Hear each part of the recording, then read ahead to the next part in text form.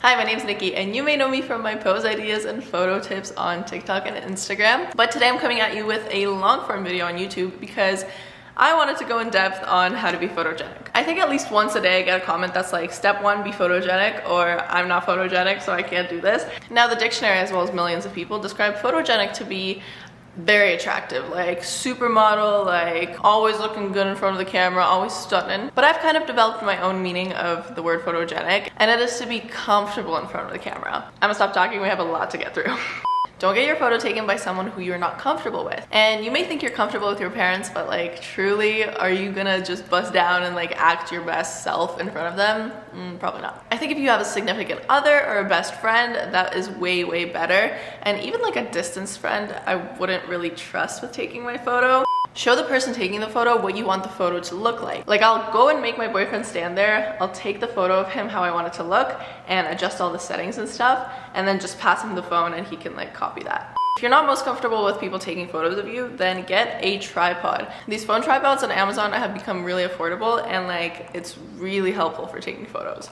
Good posture and positioning of the top half of the body is also very important. You want to make sure your shoulders are back and that like a string is pulling you, how your mother taught you, okay? And for this area, I actually got a tip from my modeling agency, which is to put your chin up, then bring it forward and then down. And that's gonna really accentuate your neck area and make it look open. Give the camera your best death stare. Like if you're going for a serious and intimate look, you better be staring it down. I'd almost recommend squinting a little and tensing up your eye area and then relaxing the rest of your face. Honestly, what's gonna help you throughout your whole photogenic journey is being confident, and I know that's hard for some people, so you can start off by wearing things that make you feel good, doing your hair how you like it, and also let's be realistic, it's not like I get out of bed every morning and take a selfie, you know? I need my hour of getting ready, and I also need to like feel good on the day that I'm taking photos, because if I'm sad or moody that day, then like the photos are just not gonna be good. Relax your face and body. Now the main parts that tend to stiffen up is your jaw and your shoulders. So you want to make sure that your shoulders are always dropped, as I said, posture, and do like some nice little jaw exercises, you know, just like, and just let it loose.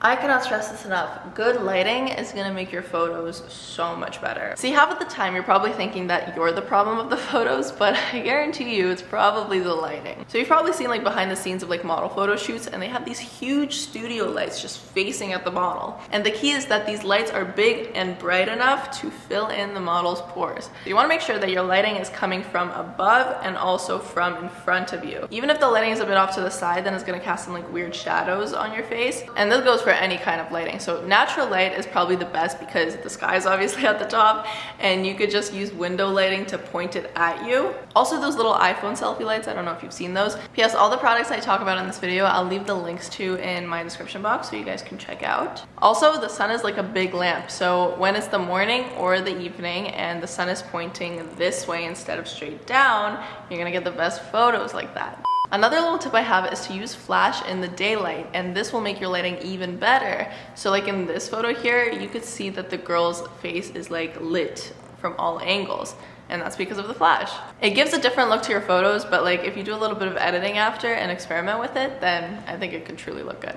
See if you like your face mirrored or not. See, when you take a selfie and the camera automatically flips it, you may actually just like your face not flip. So in the photo app of the editing section, you could go to the top left corner, I believe, and like flip the photo. If you're taking photos by yourself, by the way, then Lens Buddy is a really good option for a timer. So it has this timer which you just click and it repeatedly takes photos every like 2 seconds or every 10 seconds, and you don't have to like press the timer every time like you have to do in the camera app.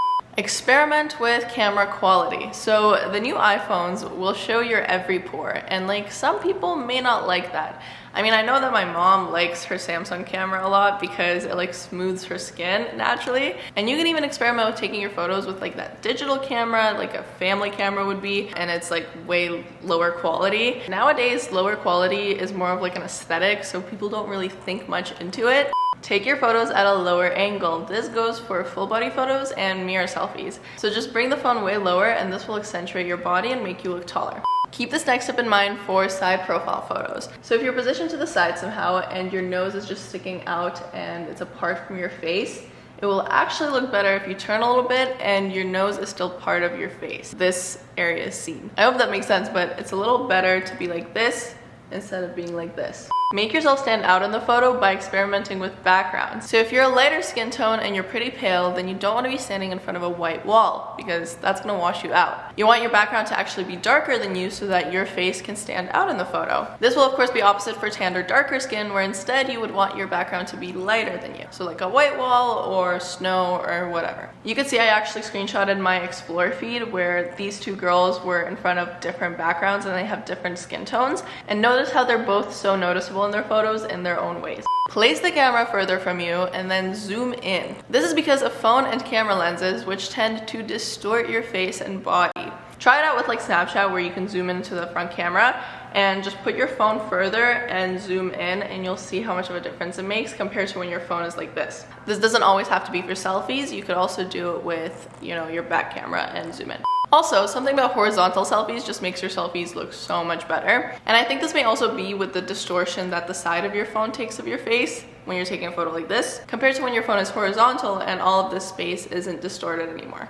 If you're taking a photo with other people and you guys are just kind of standing there awkwardly, make that distance a little smaller besides yourselves. Start hugging them, and then you can all start looking at each other, and it'll make for a way better photo than something so unnatural just like looking at the camera. Also, when you're taking photos with other people, try to keep the mood very lighthearted and fun, and just take the photos when the timing is right. Because if all of a sudden someone says, "Oh, let's take a photo," and everyone's like, "Yo, that was unexpected," then everyone's just kind of gonna be flustered and overthinking it. Also, candid photos are a great go-to if you don't want to like pose everyone. Just take photos as people are doing something and they're in their natural state. If you're with one other person taking the photo, then literally have a staring contest with them, and then one of you guys is gonna smile, and then you'll both break into laughter, and then that's when you click the photo.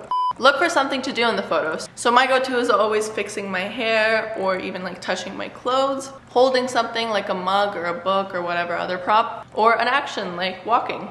You may not expect for me to say this in a photo video, but you know how when you were a kid you didn't really care about how you looked and you would just have fun, and like the photos would turn out so cute naturally? Pretend you're that kid again and really just emit that energy, And the last thing I'm gonna leave you with here today is to practice and just keep taking photos as often as you can if you really want to get better at it. Photos in different environments, in different lighting, with different people. You're just gonna feel it out, see what photos turn out best, and then keep doing what works.